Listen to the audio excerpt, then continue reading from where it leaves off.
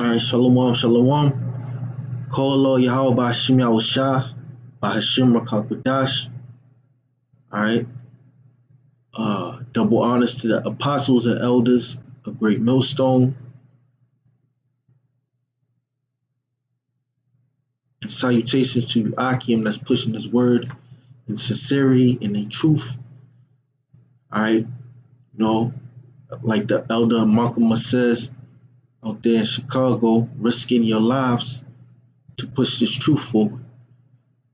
All right, so here's a video. All right, so today we're going to speak on the Edomites, in particular, the Amalekites or Amalek. All right, which Amalek was the son of Eliphaz. All right, and Eliphaz means my God is gold. Okay, who are the people that on the earth that covet the gold? All right, on the earth, the Edomites. All right, so Nomen Omen, or Eliphaz. And another Nomen Omen is Amalek. And we're going to go into the name Amalek, what it means in the Hebrew, all right, and what it pertains to in the Hebrew. And we're going to look at, we're just going to look at the scriptures, and we're going to look at the judgment that's going to come to Amalek and the prophecies, which is coming ahead, all right, because Amalek is going to be blotted out. His heritage, his lineage is going to be blotted out, okay? This is Job 30:1. It says, but now they that are younger than I have me in derision, whose fathers I would have disdained to have set with the dogs of my flock. Yea, whereto might the strength of their hands profit me, in whom old age was perished. For want and famine they were solitary, fleeing into the wilderness, in former time desolate and waste, who cut up mallows by the bushes and juniper roots for their meat. They were driven forth from among men. They cried after them as after a thief, to dwell in the cliffs of the valleys, in caves of the earth, and in the rocks. All right, so that's where these people came from that Job is speaking of. And we know who Job was speaking of. He was speaking of in the spirit. Because when you go to Job 9:24, the scriptures say the earth was given into the hand of the wicked. All right. And it was given into the hands of these people. This is where they came from. All right. They came from these beginnings. All right. They were solitary. They were vile. All right. They was cried after as of a thief. All right.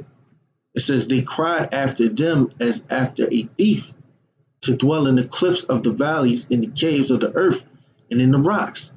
All right, so that were these people, okay? Now, let's go into the lineage. Let's go into the lineage of Esau. Now, this is written.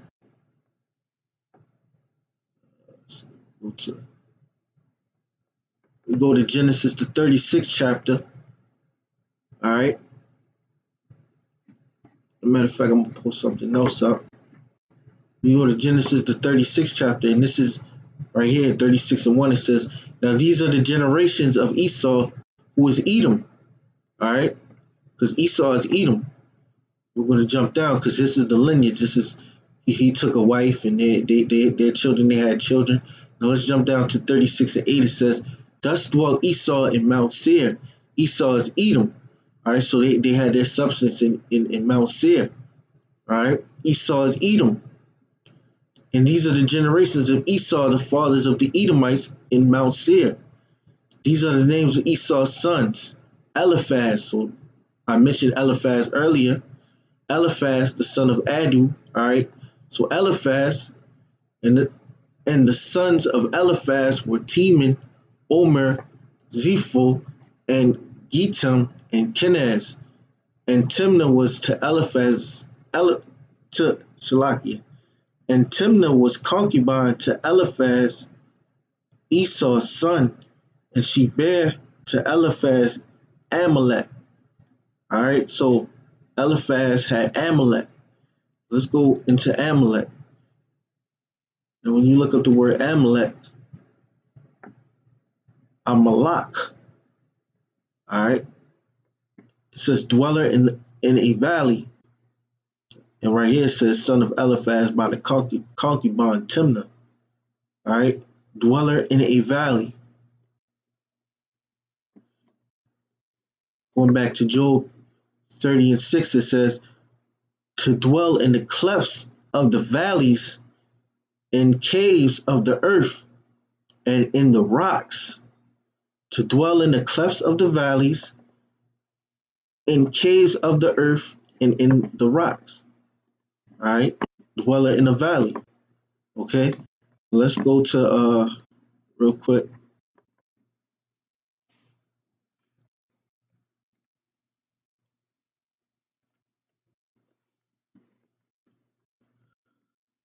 Let's go to some images of Petra. All right, and this is where they dwelt, whose habitation is high. This is these Edomites. All right, and they were driven forth from among men, driven into the clefts of the rocks. As a matter of fact, Mount Seir.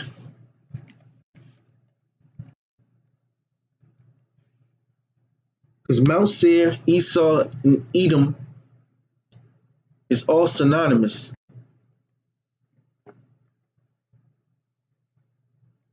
All right. Mount Seir, the Caucasus Mountains. All right. They call themselves Caucasians. All right. So, but in particular, we're talking about Amalek. All right. Now let's go into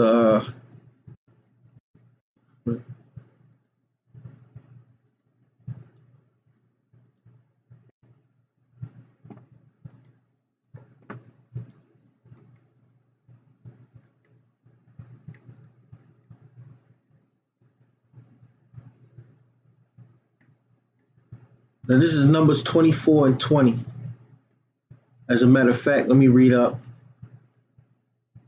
Because when you talk about the so-called, when you talk about Amalek, which is the so-called Jew, you gotta also take note that the Edomites, all right, the so-called Jew, he separates himself from these regular Edomites, but they're of the same line. We just read in the lineage of Esau, all right, in Genesis the 36th chapter. Now this is Numbers 24:18. It says, "And Edom shall be a possession, Seir also shall be a possession for his enemies, and Israel shall do valiantly. Out of Jacob shall come he that shall have dominion, and shall destroy him that remaineth of the city." So out of Jacob, the one that's going to have dominion is Yahweh Shah. All right. And he's going to come out of Jacob. Yahweh Shah is the one that's prophesied to come up out of Jacob, and shall come, and he shall have the dominion. So Yahweh Shah is going to have dominion. It says, "And shall destroy him that remaineth of the city." And when he looked on Amalek, he took up his parable. So this is the prophet looking upon Amalek, which is the so-called Jew today that calls himself a Jew. He plays the part. He's the Amalek, all right? It says, "He took up his parable and said, Amalek was first of the nations, but his latter end shall be that he shall perish forever." So his latter end is that he's going to perish forever. All right, he's going to be put out. His whole posterity is going to be put out. And all right, and you know what? To back that up, he wanted to back that up. He wanted to back that up. Let me see something real quick. Wanted to back that up. You go to the book of Deuteronomy. I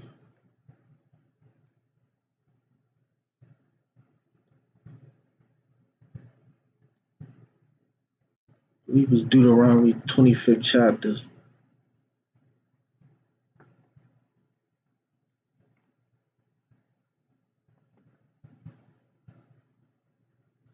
Deuteronomy 25 and 16, it says, "For all that do such things and all that do unrighteously are an abomination unto the Lord thy power. Remember what Amalek did unto thee by the way when ye were come forth out of Egypt, how he met thee by the way and smote the hindmost of thee, even all that were feeble behind thee, when thou wast faint and weary, and he feared not." Now, this account is also written in the book of Josephus. All right, they have this account in the book of Josephus, and this when the prophet, I think it was Balaam, the prophet Balaam, I believe that he basically confirmed this when he looked upon Amalek and told him that his end would be that he perished forever. All right, so it says so he smote the hindmost. It says, this is verse 19. It says, "Therefore it shall be when the Lord thy power have given thee rest from all thy enemies round about in the land which the Lord thy power giveth thee for an inheritance to possess it." Right? So the Yahweh Hashem Shah get ready to give his men rest. All right. So when this thing takes place, when the Lord gives his men rest, it says that thou shalt blot out the remembrance of Amalek from under heaven. Thou shalt not forget it. All right. So after that 1,000 years, the tribe of Amalek, which is the so-called Jew today, you might call them the elite, right? The head house of the elite of the Rothschilds and stuff. But they're going to be blotted out of remembrance after 1,000 years. That's why That's why that's why they're in fear, man. They're in fear because they know that these prophecies are true. They know that we have the power. All right, we have a power. Yahweh Bashem Yahushua, what he did, he showed his power in Alaska. His power in Alaska. And he's gonna make known his power. He's gonna get his name. He's gonna get his name. He's gonna let the world know who the tribes are. The covering that's cast is going to be not uncovered. You know, the Lord is going to reveal all things. He's going to reveal that the mark of the beast is the microchip. All right, he's going to reveal who Amalek is, the so-called Jews. He's going to reveal who Esau is, and all the nations by his judgment. All right, Yahweh Bashem Yahushua is known in this judgment. All right, 2 Ezra 6:9, it says, "For Esau is the end of the world, and Jacob is the beginning that followeth." So Esau is the end of the world. Esau and Amalek, all right, they're the end of the world. All right, these were their beginnings. All right, they're driven from among men. They were vile. Okay,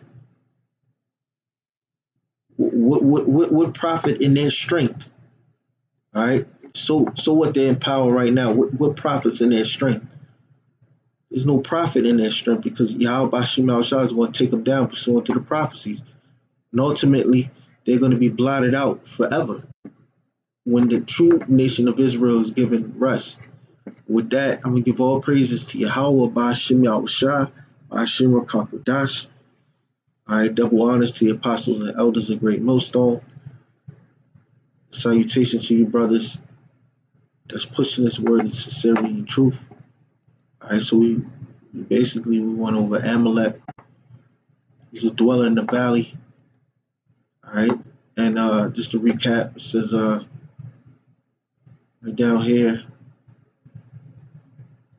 in Job, it says to dwell in the cliffs of the valleys. So he dwelt in the clefts of the valleys. Dweller in the valley, Amalek, in the caves of the earth. He shows you the pictures of Petra, Mount Seir. All right, so-called white man is astonished. Those was his works from his beginnings. All right, that's why they call themselves Caucasians. All right, so with that, we give all praises to Yahweh Bashem Yahushua. Call Allah Yahweh Bashem Yahushua. Bashem Rakakwadash. Double honors to the elders, apostles, brothers that's pushing this word in sincerity and truth. Keep on pushing, building up the temple of Yahweh Bashem Yahushua with these works of love and fear All right, next episode, Shalom.